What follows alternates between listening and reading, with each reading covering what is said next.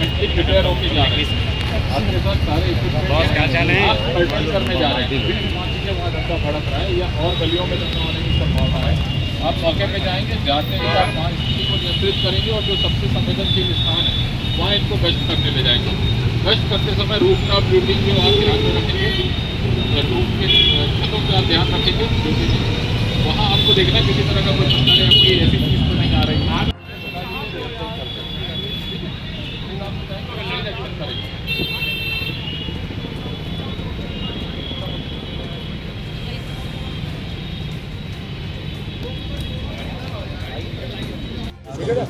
क्या मैसेज दें? लखनऊ में कमिश्नरेट जब से आया, हम लोग लगातार दंगों पर नियंत्रण रखने की अपनी कवायद जारी रखे हुए हैं। इसी क्रम में हर ज़िले की एक दंगा नियंत्रण योजना होती है, वो यहाँ पे बहुत सिस्टमेटिक तरीके से नहीं बनी हुई है। बहुत समय से यहाँ सेक्टर और जोनल स्कीम बनी है जिसके माध्यम से विभिन्न समय काल के दंगे नियंत्रित किए जा रहे हैं। दंगा नियंत्रण योजना एक बहुत ही विस्तृत डॉक्यूमेंट है और उसमें कई पहलुओं पर ध्यान दिया जाता है। उसको हम लोग कई फेज़ में मीटिंग्स करके बना के रिहर्सल करके देख रहे हैं और जल्दी इस स्कीम को हम फाइनलाइज़ करेंगे। इसमें हम 3-4 रिहर्सल्स करेंगे कि जब तक हमारी जो कमियां हैं उसको हम दूर ना कर लें। इस योजना के बेसिकली 3 पार्ट होते हैं। पहला एक अलर्ट स्टेज होती है, फिर येलो स्टेज होती है और फिर रेड स्टेज आती है। अलर्ट स्टेज में आपको एक जनरल सा इंप्रेशन होता है कि कहीं और दूसरे जगहों पे कोई दंगा भड़क रहा है, तो आप अपने आप को जनरल अलर्ट पे रखते हैं।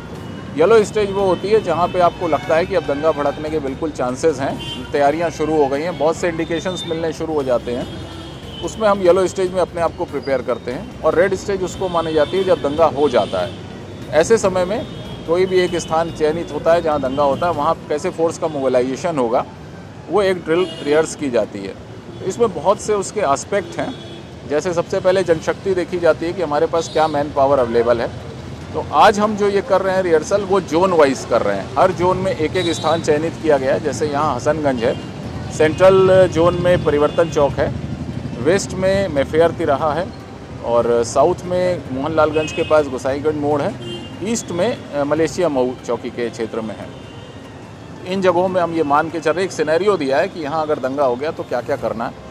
तो सबसे पहले मैन पावर देखा जाता है। मैन पावर में सभी मैन पावर, चाहे वो सिविल पुलिस का हो, आर्म पुलिस का हो, पीएसी हो, वायरलेस स्टाफ, एलआईयू स्टाफ और हमारे जो एडिशनल स्टाफ है man power, plus home guard, PRD जवान, सब मैन पावर का एनालिसिस होता है। फिर पुलिस लाइन का मैन पावर देखा जाता है।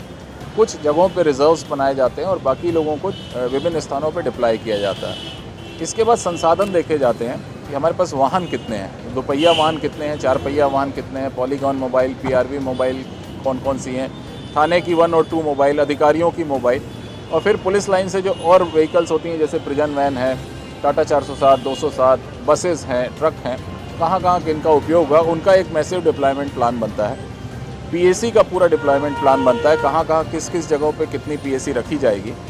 इसके साथ ही फायर सर्विस की गाड़ियाँ कहाँ प्लेस होंगी, 4 व्हीलर्स कहाँ होंगी उनकी प्लेस, जो फायर टेंडर्स हैं, 2 व्हीलर्स कहाँ प्लेस होंगी और किन जगहों पे हमको गाड़ियों में फायर एक्सटिंग्विशर देके भेजना है जहाँ आगजनी होने की संभावनाएँ होती हैं।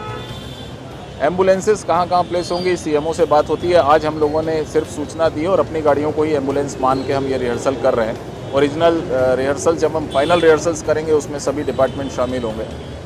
इसके बाद हमारी वेपनरी क्या है, हमारे पास कौन कौन से वेपन्स हैं, कितने कारतूस हैं, इसका हम एक बायोडेटा पूरा अपने पास रखते हैं और ये डेटा हम ऑलरेडी रिहर्स करके रख चुके हैं।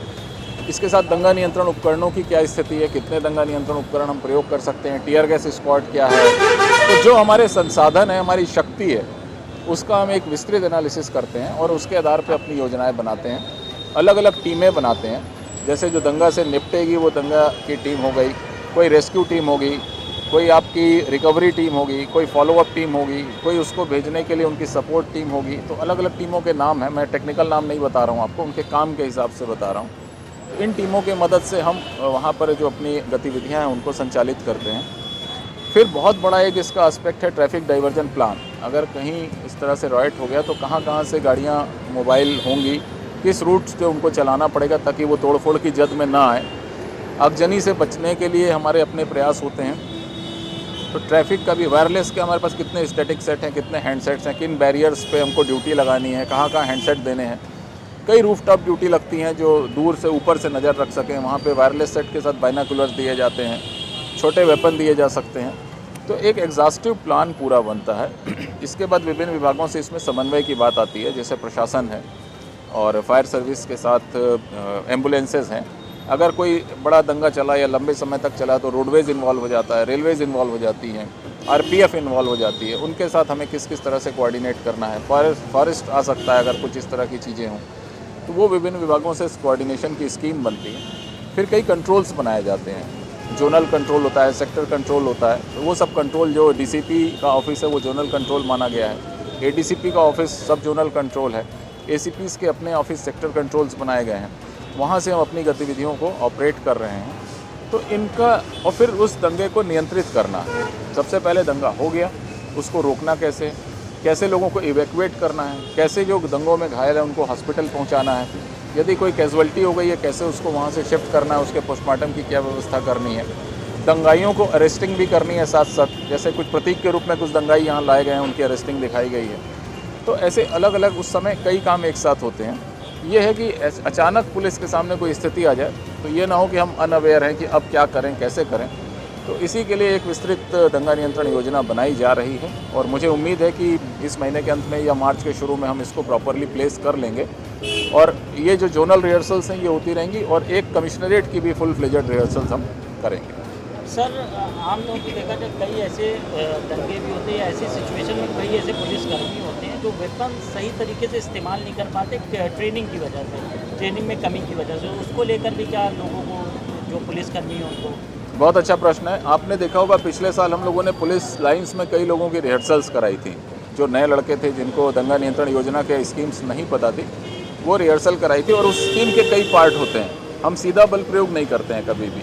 हम पहले एक इंटेलिजेंस कलेक्शन करते हैं, माइनर वहाँ के बारे में जानकारियाँ करते हैं, सिविल पुलिस को भेजते हैं, फिर माउंटेड पुलिस जाती है, फायर सर्विस जाती है, इसके बाद मतलब वाटर टेंडर्स जाते हैं, इसके बाद फिर लाठी टीम जाती है, अश्रु गैस टीम जाती है, तब जाके कहीं फायरिंग टीम जाती है। तो अगर हम वो रिहर्सल उनके मन में बैठा देंगे तो कभी भी ज़्यादा बल प्रयोग होने की जो शिकायतें होती है वो नहीं होंगी और हम सही तरीके से दंगे को नियंत्रित कर सकेंगे। आज इस रिहर्सल में 5 जोन की सभी टीमें शामिल हैं और आपको मैं बताऊं करीब 6000 से 7000 लोग आज इस रिहर्सल में शामिल हैं, अपने अपने थाना क्षेत्र में, सभी विभाग मिला के, पुलिस के सभी ब्रांचेज मिला के। तो हम इसको